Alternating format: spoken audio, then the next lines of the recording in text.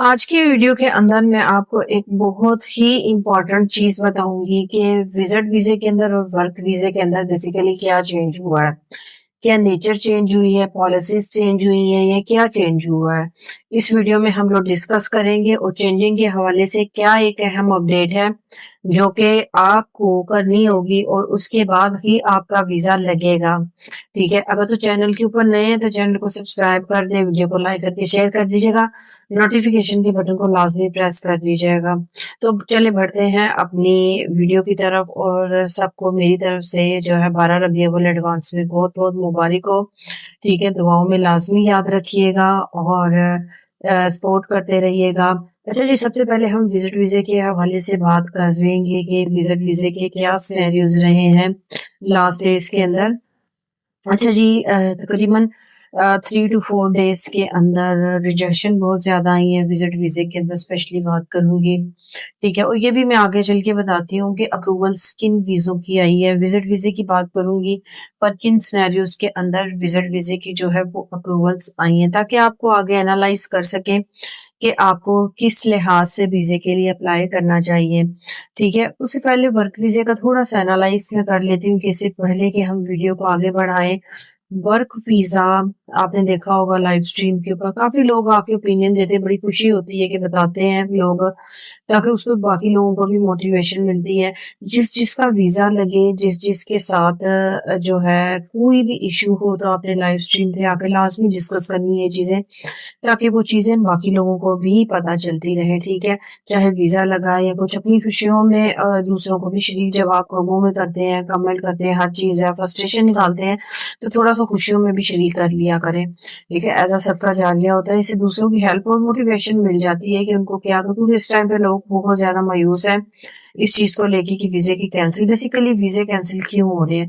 इसकी सबसे बड़ी जो चीज है, क्या कुछ बदला है, पॉलिसीज बदली है, क्या बदला है। देखिए, अगर रियलिटी की बात की जाए ना, तो कुछ भी नहीं बदला, सिर्फ इंसानी नेचर चेंज हुई है। इंसानी नेचर किस तरह चेंज हुई है, मैं आपको ये चीज थोड़ा सा आगे जाकर एक्सप्लेन करती हूँ, क्योंकि ये आपके लिए जानना बहुत जरूरी है। इससे बहुत ज्यादा, क्योंकि मेरी जॉब जो है ट्रैवल एजेंट्स और इनसे बहुत हद तक जो है हमारा कोऑर्डिनेशन होता है। मुझे ये चीजें जो है एनालाइज हुई कि बेसिकली क्या है। ठीक है, इसके पीछे एक बहुत बड़ी गेम है। वो गेम क्या है, ज्यादातर ट्रैवल एजेंट को मैं नहीं बोलती कि जी लाजमी जो है वो हर ट्रैवल एजेंट करता है, लेकिन मैं आपसे एक चीज जरूर कहती हूँ, आप रजिस्टर्ड यूई के साथ जो रजिस्टर्ड है, जिसके पास लाइसेंस है, ठीक है, तो वो उन्हीं के थ्रू अप्लाई करवाएं। ये चीज ज्यादातर इनसाइड नहीं हो रही है, आउटसाइडर ज्यादा हो रही है, और काफी कंट्रीज के साथ ये चीज मैंने देखी है। वो चीज क्या है मैं भी आपको बताती हूँ। अच्छा जी, क्या हो रहा है कि आपसे फीसिस ले रहे हैं ट्रैवल एजेंट, सारा होता है। और जाहिर है इमिग्रेशन की जो फीस है वो रिफंडेबल नहीं होती है, लेकिन सर्विस फीस होती है उनकी। आप जब वीजे के लिए देते हैं अपने कोर्स, तो उसके बाद आपको कुछ तो कहते हैं डन बेस का एक सिर्फ छाप होती है, इस तरह का कुछ सीन नहीं होता कि डन बेस कोई वीजा हो। ठीक है, रिजेक्शन अप्रूवल जो है डिपेंड ऑन डॉक्यूमेंट्स, आपकी किस्मत लक के ऊपर हो जाती हैं चीजें। लेकिन सबसे ज्यादा लोगों से मैंने ये सिनेरियो देखा, जब मैंने उनकी फाइल्स वगैरह चेक की तो उनका नाम से कोई वीजा सबमिट हुआ ही नहीं था।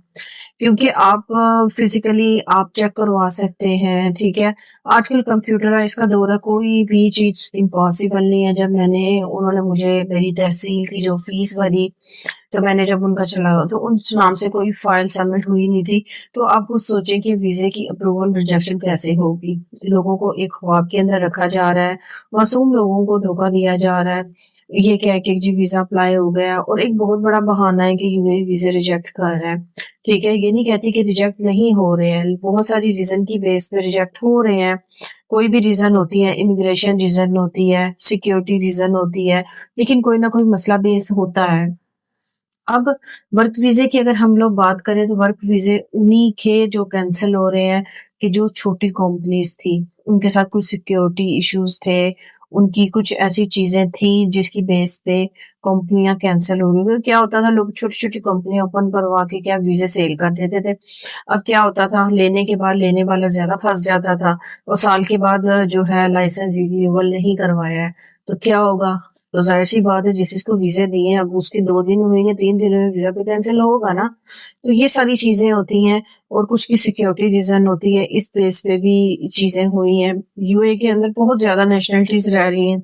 जब लोग जा रहे हैं तो लोग आ भी रहे हैं, वर्क परमिट भी लोगों को मिल रहे हैं, तो ऐसा नहीं है कि प्रॉपर वीजे बंद हुए हुए हैं या इस तरह की सिचुएशन है। ठीक है, थोड़ा सा चीज को अंडरस्टैंड करें। आप इनसाइड में इसी वजह से कहती हूँ क्योंकि इनसाइड जो टाइपिंग सेंटर होते हैं ना उनके पास एक प्रॉपर लाइसेंस होता है, यूएई से वेरीफाइड होता है, इसलिए कह सकते हैं कि कुछ भी चेंज नहीं हुआ, वीजे वगैरह सब स्टिल वैसे ही है, लेकिन पॉलिसीज थोड़ी हद तक चेंज हो गई हैं, स्ट्रिक्ट हो गई हैं इस वीजे के रूल्स को लेके। ठीक है, उन्हीं लोगों को वीजे मिल रहे हैं जो वैलिड है, ठीक है, और उन्हीं लोगों से वीजे इशू हो रहे हैं जो यूए से रजिस्टर्ड है। लेकिन आज का ब्लॉग आपको पसंद आया, नेक्स्ट ब्लॉग के लिए मुझे इजाजत दीजिए।